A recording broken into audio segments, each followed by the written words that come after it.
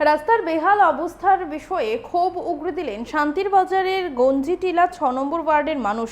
তাদের অভিযোগ, এলাকার রাস্তা ভেঙে যাওয়ার ফলে চলাফেরায় প্রচন্ড সমস্যা হচ্ছে। একই সাথে এলাকায় পানীয় জলের সমস্যাও আছে। বিষয়টি পুর পরিষদে জানিয়েও কোনো লাভ হচ্ছে না। এখন রাস্তা ও পানীয় জলের জন্য মুখ্যমন্ত্রীর দৃষ্টি আকর্ষণ করেছেন স্থানীয়রা। আমরা শুনবো তাদের ঠিক কি অভিযোগ। যেমন আমাদের যে রাস্তাটা, এটা আজকে অনেকদিন ২-৩ বছর হয়ে গেছে।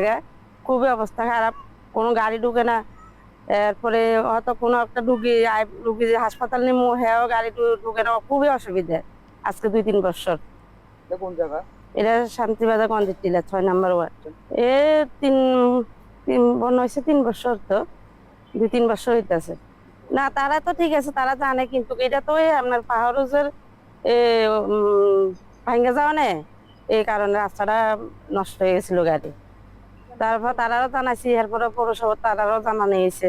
আমরা চাইতেছি যে মানে রাস্তাটা যাতে তাড়াতাড়ি একটু করা হয়, কাজ করা হয়। স্কুলের অঙ্গনারী স্কুল আছে, স্কুলের বাচ্চারাও হয়তো